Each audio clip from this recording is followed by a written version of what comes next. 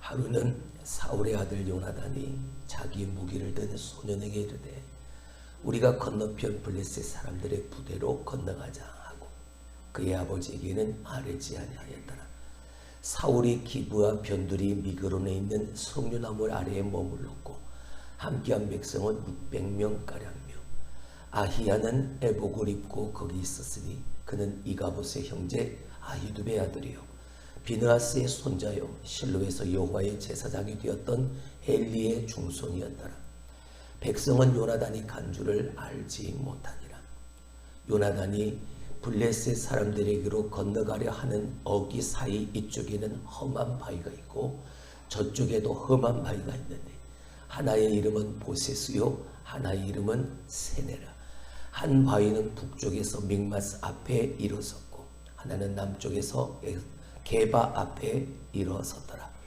요나단이 자기의 무기를 든 소년에게 이르되 우리가 이 할례받지 아니한 자들에게로 건너가자. 여호와께서 우리를 위하여 일하실까 하노라. 여호와의 구원은 사람이 많고 적음에 달리지 아니하였느니라. 무기를 든 자가 그에게 이르되 당신의 마음에 있는 대로 다 행하여 앞서 가소서. 내가 당신과 마음을 같이하여 따르리이다.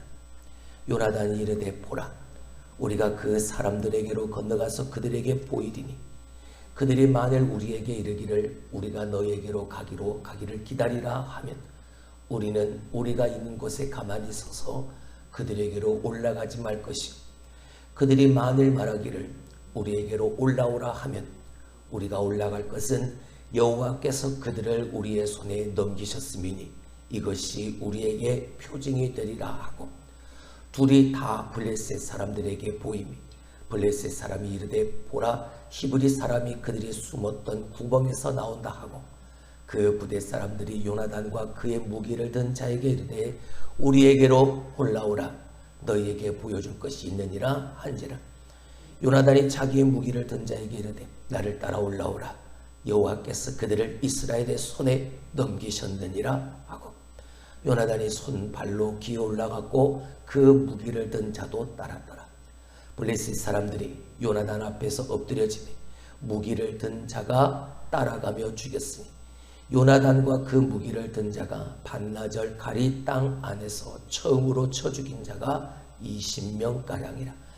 들에 있는 진영과 모든 백성들이 공포에 떨었고 부대와 노략군들도 떨었으며 땅도 진동하였으니 이는 큰 떨림이었더라. 할렐루야.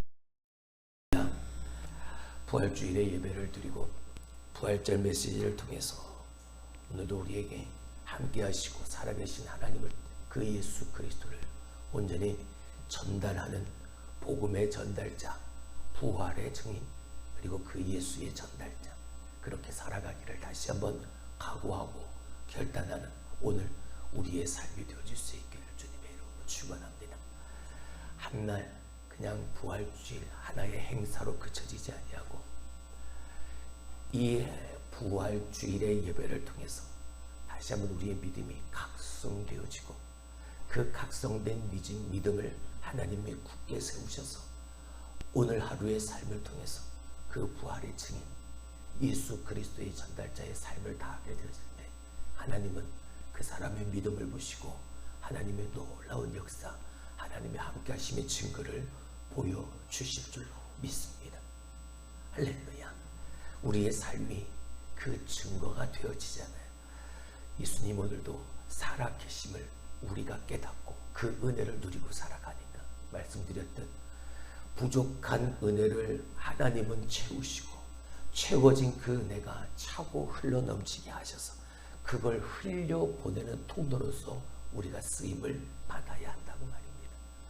흘려보내니까 또 그 빈 자리를 하나님은 또 다른 은혜로 채워주시니까요. 할렐루야. 오늘도 그 믿음으로 승리하며 사는 우리들이 되어질 수 있길 주님의 이름으로 축원합니다.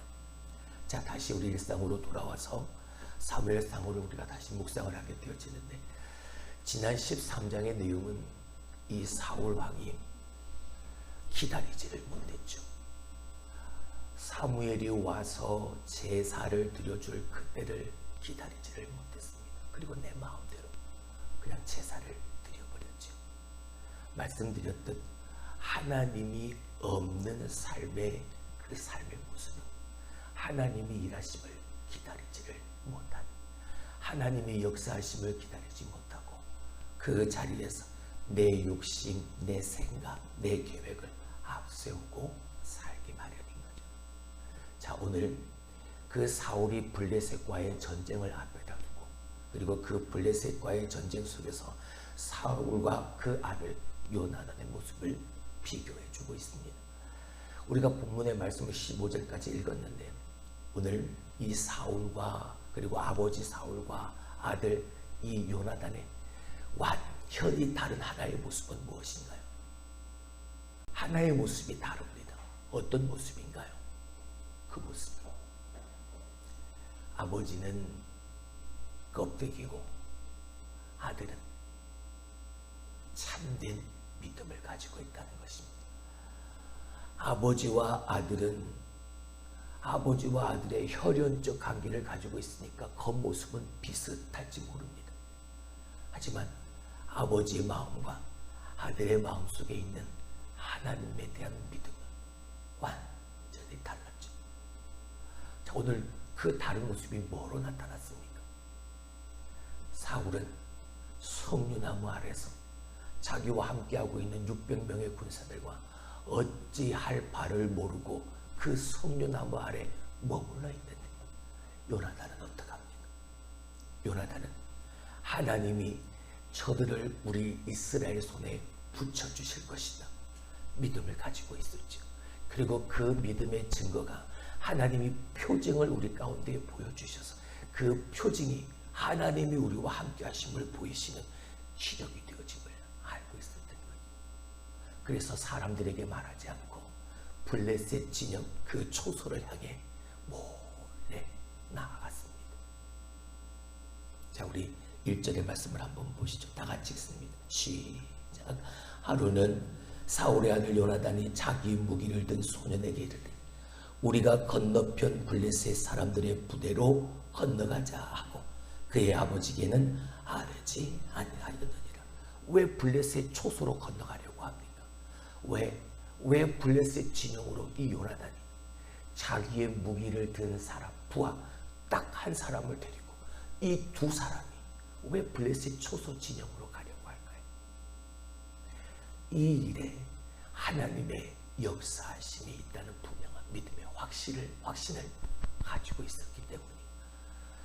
그래서 그 두 사람만이라도 그 두 사람이 블레셋 진영으로 올라간, 당시에 이곳의 지금의 지형은 험한 바위로 둘러싸여 있는 진영이라 오늘 본문에도 기록이 되어 있지만 이쪽에도 험한 바위, 저쪽에도 험한 바위. 그러니까 블레셋 진영으로 올라가려면 내가 숨어있던 그곳에서 그 비탈길을 올라가야만 하는, 그러니까 위에 있는 블레셋 초소에 있는 그 블레셋 군인들이 이렇게 내려다보면 올라오고 있는 이 두 사람의 모습이 다 보일 수밖에 없어요. 말도 되어지지 않는 일을 지금 이 두 사람은 하려고 하는 거예요.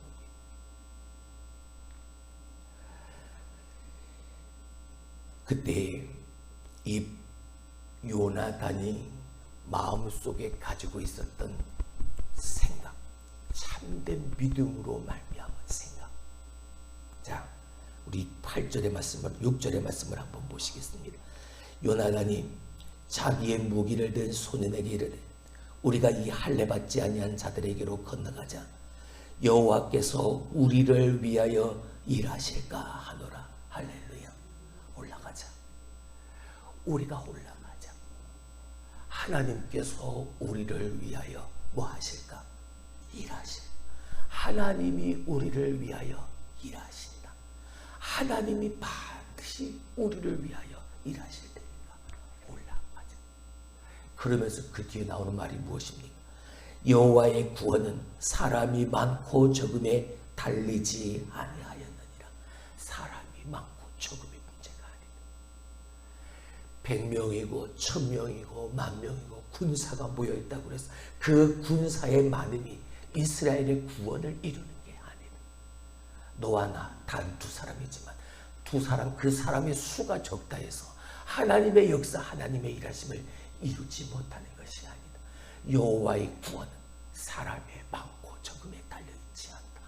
할렐루야. 왜요? 전쟁은 여호와께 속해 있다는 것 요나단은 알고 있었습니다.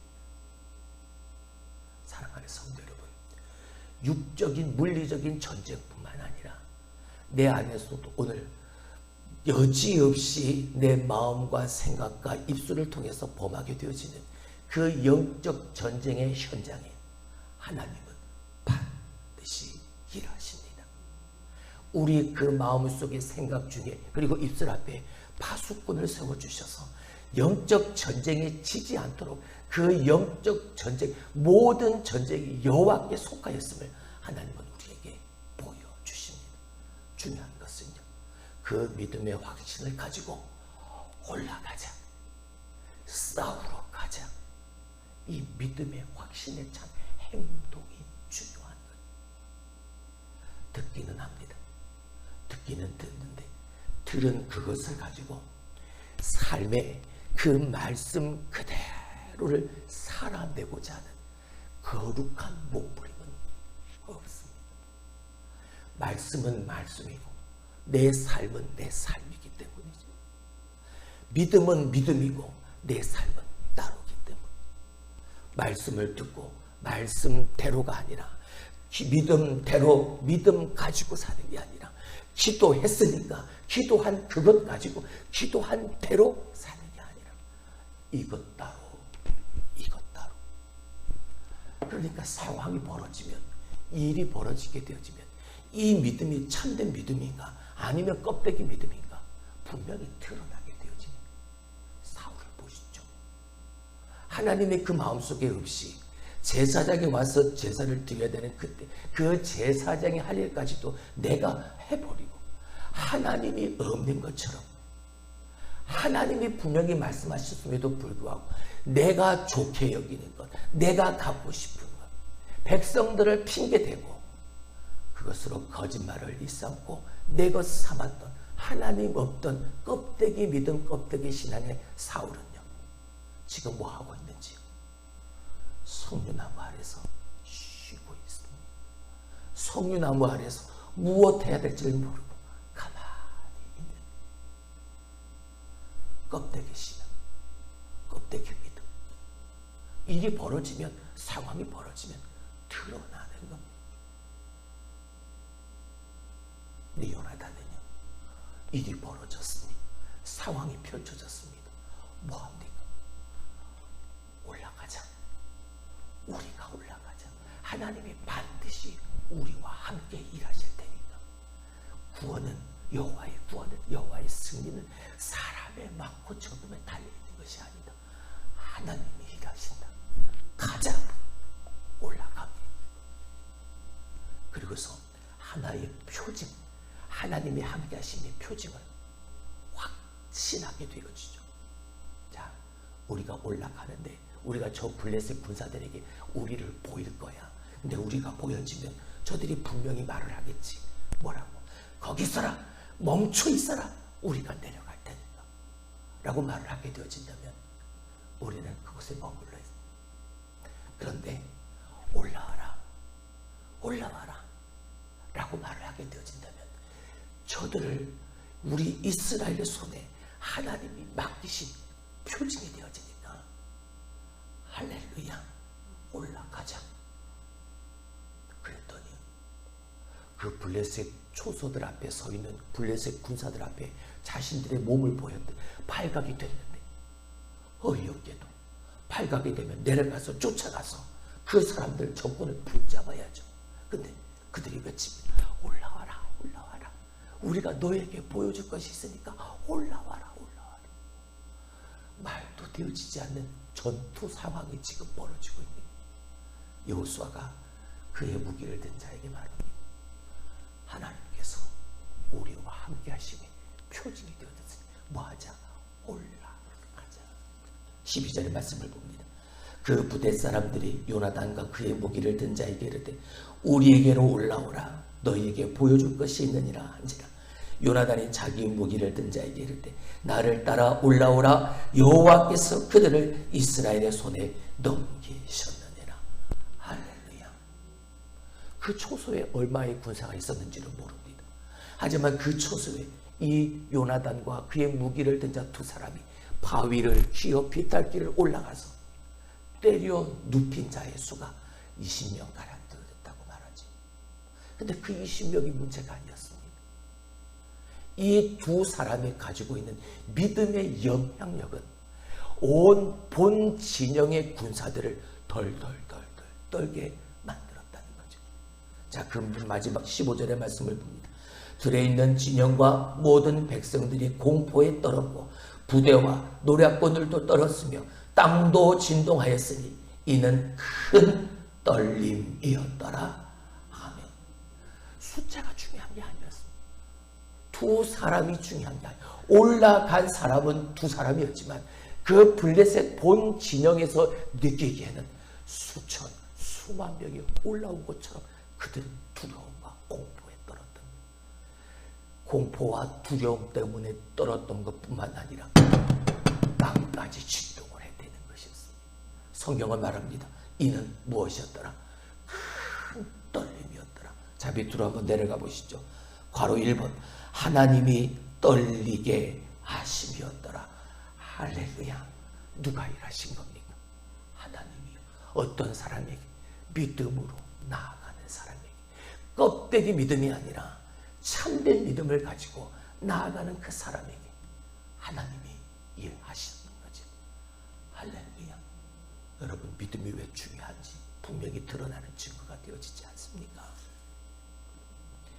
위기 앞에서 여러분, 사람의 수보다 더 중요한 건 믿음인 겁니다. 할렐루야. 위기의 순간에서 사람의 수보다 더 중요한 건 뭐다?